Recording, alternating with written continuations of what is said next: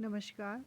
BA द्वितीय वर्ष हिंदी साहित्य के विद्यार्थियों के लिए आज का हमारा विषय है रीतिबद्ध तथा रीतिमुक्त काव्यधारा में प्रमुख अंतर क्या रहा।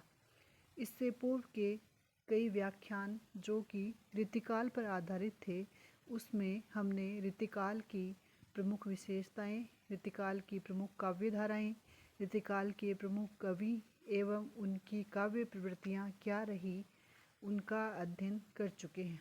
चूँकि हम ये जानते हैं कि संपूर्ण रीतिकाल में दो काव्यधाराएं प्रधान रही हैं, एक रीतिबद्ध काव्यधारा तथा दूसरी रीतिमुक्त काव्यधाराएं।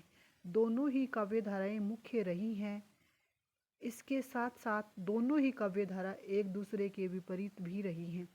दोनों काव्यधाराओं में काफ़ी मूलभूत अंतर विषय की दृष्टि से, शैली की दृष्टि से तथा काव्य रचना की दृष्टि से हमें दिखाई देता है। वही अंतर दोनों काव्य धाराओं में प्रमुख रूप से क्या रहा, आज हमारे अध्ययन का मुख्य विषय होगा। दोनों काव्य धाराओं में अंतर को समझने से पहले हमें रीतिबद्ध तथा रीतिमुक्त काव्य धारा की प्रमुख विशेषताएं क्या रहीं, उनके बारे में जानना आवश्यक है। रीतिमुक्त काव्यधारा, जैसा कि हम नाम से जानते हैं, जिन्होंने रीति के बंधनों से पूर्ण रूप से मुक्त होकर काव्य रचना की, वह काव्यधारा रीतिमुक्त काव्यधारा कहलाई, जिससे स्वच्छंद काव्यधारा कहना अधिक समीचीन होगा। इस काल की परंपरागत काव्य रचना के प्रति यह एक विद्रोह था। काव्य शास्त्र के निश्चित नियमों के भीतर बंद कर बंदी बंधाई उपमा अलंकार योजनाओं तथा भाव भंगिमा की अभिव्यक्ति पसंद करना इस काव्यधारा के कवियों को पसंद नहीं था। अतः इन्होंने हृदय के स्वच्छंद वृत्तियों के आधार पर वैयक्तिक भावों की अनुभूतियों को काव्य के माध्यम से प्रकट किया। अतः यह रीतिमुक्त काव्यधारा कहलाई। रीतिमुक्त कवियों ने पूरी भावुकता के साथ स्वच्छंद व संयत प्रेम का चित्रण किया है। रीतिमुक्त कवियों में हृदयस्थ भावों को मुक्त मना और अभिव्यक्त करने की प्रवृत्ति भी परिलक्षित होती है, क्योंकि इनकी कविता स्वानुभूति प्रेरित है। रीतिमुक्त काव्यों में आत्मानुभूति की प्रधानता है, जो कि वैयक्तिक भावों को अभिव्यक्ति के रूप में प्रकट करना इनके काव्य की मुख्य विषय रही है। अतः इस धारा के कवियों ने प्रचलित रूढ़ियों और परंपराओं तथा काव्य शास्त्र के नियमों से मुक्त होकर काव्य रचना की है। रीतिमुक्त कवियों का काव्य प्रेम में निराशा की प्रतिक्रिया है। प्रेम की पीड़ा, विरह का रुदन और आंसुओं से भीगा यह काव्य हिंदी साहित्य की अमूल्य निधि हैं। इस काव्यधारा के प्रमुख कवियों में घनानंद, बोधा, आलम तथा ठाकुर आते हैं। इसके पश्चात रीतिबद्ध काव्यधारा का अध्ययन अगर हम करते हैं तो रीतिबद्ध काव्यधारा वह काव्यधारा रही जिन्होंने रीति की बंधी बंधाई परिपाटी में काव्य लिखा, अर्थात लक्षण ग्रंथों का निर्माण किया तथा काव्य शास्त्र के नियमों के अनुसार अपनी काव्य रचनाएं करते रहे। इस प्रकार रीतिबद्ध कवियों से तात्पर्य रीतिकाल के उन कवियों से है जो रीति के आधार पर लक्षण ग्रंथों की रचना करते रहे और अपना काव्य सर्जन भी किया। ये वे कवि हैं जिन्होंने शासन स्थित संपादन किया। इन कवियों ने संस्कृत के काव्य शास्त्र के आधार पर काव्यांगों के लक्षण देते हुए उनके सुंदर उदाहरण जुटाए हैं। ये कवि एक बंधी बंधाई परिपाटी के अनुसार चलते रहे। ये किसी नवीन मौलिक उद्भावना को जन्म नहीं दे सके। प्रायः इनका जो काव्य का मुख्य विषय रहा वह अलंकार व निरूपण तथा रस भेद का वर्णन करना। इन्हीं को इन्होंने अपने काव्य की मुख्य विषय वस्तु बताया। काव्य शास्त्र की किसी जटिल समस्या को इन्होंने छुआ भी नहीं। इसके अतिरिक्त रीतिबद्ध काव्यधारा के कवियों ने विशुद्ध काव्य का निर्माण भी किया और श्रृंगार की सरिता भी बहाई, साथ ही लक्षण ग्रंथों का सृजन भी किया। रीतिबद्ध काव्य में अलंकरण की प्रधानता रही है। रीतिबद्ध काव्यधारा के प्रमुख कवियों में चिंतामणि, देव, भिखारीदास, मतीराम, जसवंत सिंह, पद्माकर, भूषण आदि आते हैं, जिनका हम अलग से भी अध्ययन काव्यगत प्रवृत्तियाँ तथा कवि की मुख्य विशेषताएं क्या रही उसके अंतर्गत कर चुके हैं। इसके पश्चात जब हम दोनों धाराओं का जब दोनों ही काव्य धाराओं का सूक्ष्म व बारीकी से अध्ययन कर चुके हैं, रीतिबद्ध तथा रीतिमुक्त, तो इन दोनों धाराओं में मूलभूत अंतर क्या रहा, उसी अंतर को आज हम कुछ बिंदुओं के माध्यम से समझने का प्रयास करेंगे।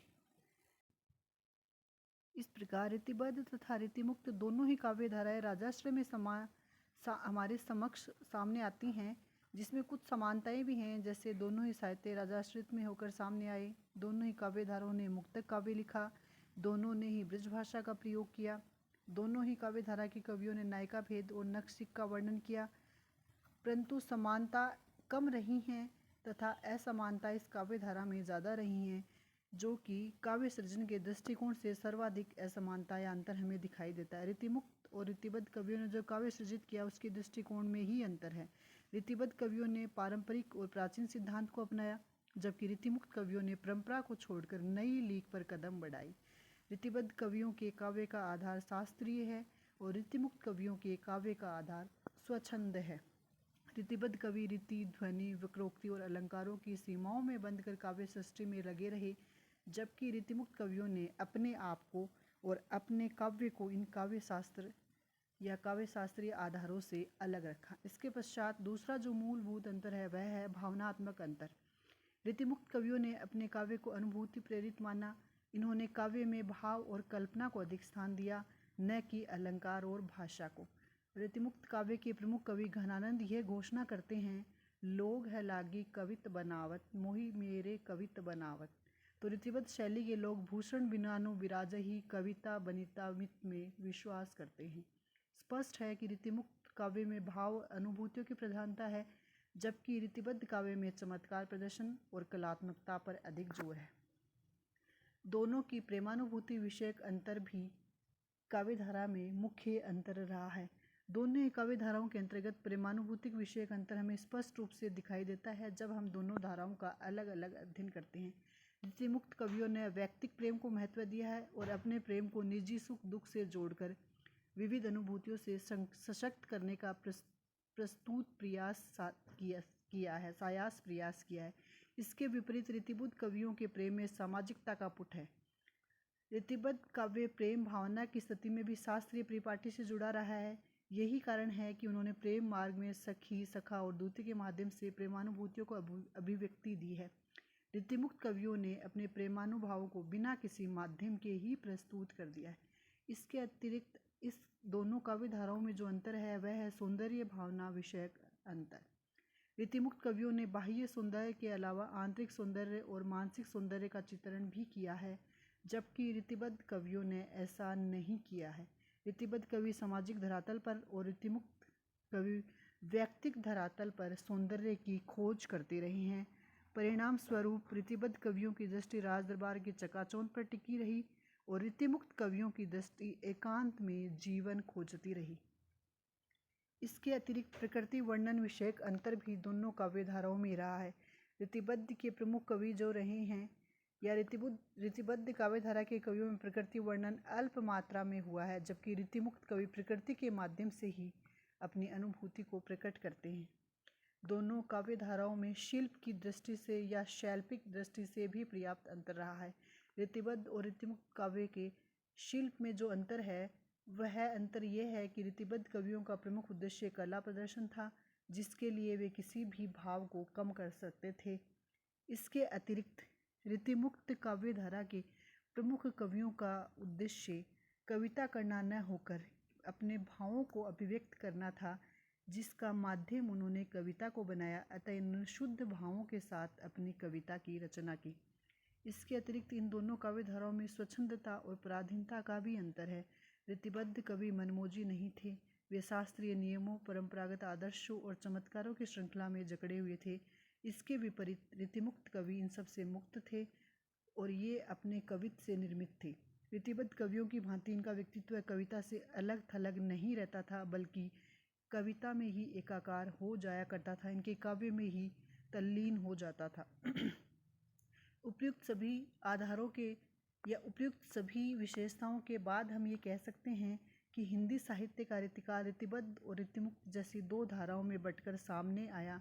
इन दोनों धाराओं में पर्याप्त अंतर हमें दिखाई देता है, इस अंतर को तुलनात्मक अनुशीलन द्वारा भली भांति हृदयंगम किया जा सकता है।